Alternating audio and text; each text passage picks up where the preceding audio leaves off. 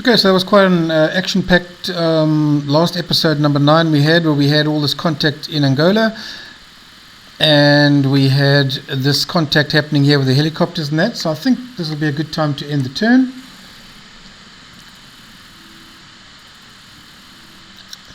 Let the AI do its thing. Right, see what's going on. There's an increase in mine operations. There's a vehicle immobilized. So let's start off by going to the intelligence officer. That tells me now there are 3 swapper mines in the area. So we need to be a bit more diligent and maybe start doing some mine sweeping on the roads. These brigades are starting to staff up and they'll be deploying soon. You can see we now have 15 cadres, 10 of which are actually deployed inside. You can see that's a pretty good graph because it's actually trending downwards, although that one is still trending up. But you can see SWAPA taking quite a few knocks because we've been quite successful in the military zone.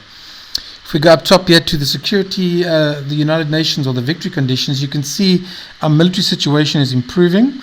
The health situation is pretty much static, but it's nice and low. And the hearts and minds is pretty much on a bit of an incline because we're currently sitting at 52. So pretty flat. So things are looking not too bad for the SADF at this point, bearing in mind it's still very early on in the game. Right, so I think what I'm going to do is I'm going to end this series on this note because I don't really want to continue and take the fun of discovering this gameplay as you progress with your own strategy. I just need to reiterate there is no one particular formula or puzzle that you need to solve to win this game, to win the war. The strategy is very much up to you. You can balance it towards humanitarian or military or strike a balance in between. You can go more into Angola. You can stay out of Angola. It's really up to you. And if I keep playing now, I think I'm just going to impress my style of gameplay on you, which is I really don't want to do. I want you to discover this game for all it is and even take it all the way through to the United Nations handover, which is an event in itself, because the SADF then withdraws and you get United Nations peacekeeping force, and then you've got 8 turns where SWAPO launches a massive counterattack, and you've got to rely on your United Nations troops plus any of the Southwest African Territory forces that you have trained along the way. So it's important to bear in mind that you need to train them up.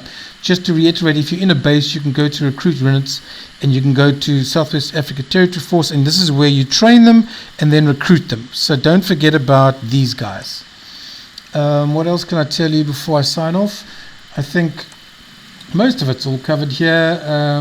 We know the intelligence officer, we know our supply guy. This is important to keep your eye on suppliers because it can stall in-game.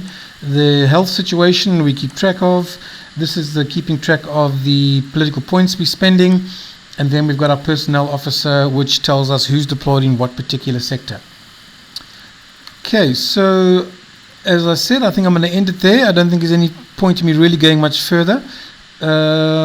Just remember, when infantry walk along roads, they automatically minesweep. Let's see if I can find some infantry for you.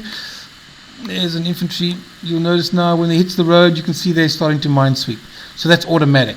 And they move further on roads too. So don't neglect sweeping the roads as well as patrolling. The key to this insurgency is keeping the SWAPO insurgents from reaching the villages. And the best way to do that is to patrol areas. And when you find a contact, like we did in this area over here, saturate the area, find the insurgent and deal with them. I'm trying to think what else needs to be mentioned. We've covered the Air Force. If we look at the various aircraft, I think we've covered that in the previous tutorial. Yep, I think that will do it. So we go to the game menu and we will then exit to the main menu. On that note, you'll notice on these 2 slides here we have a Steam schedule, which is the anticipation of the launches of the succession or the successive titles in this coin series, Counterinsurgency series. The next one up is Rhodesia in 1972, which is due for release before the end of this year. And then we're going to do a remake of the classic Vietnam 65 and we're going to do Vietnam 66, bringing it up to date. So bear in mind that both the store pages on Steam for Rhodesia 72 and Vietnam 66 are currently live. So please go and wishlist them. And I appreciate the support, and I wish to thank all the guys. There were so many of them that did such a great job on the early access and helping us get this game to where it can be. If you need to get hold of me, or if I've messed anything out, or you have any particular suggestions or questions, you can get hold of me on the Steam discussion page for Angola 86. I monitor that daily, and I generally get back within 24 hours. So once again, thanks to everybody for the support, and I'm absolutely open to suggestions, and any questions or information you require, please just get hold of me. Thanks very much.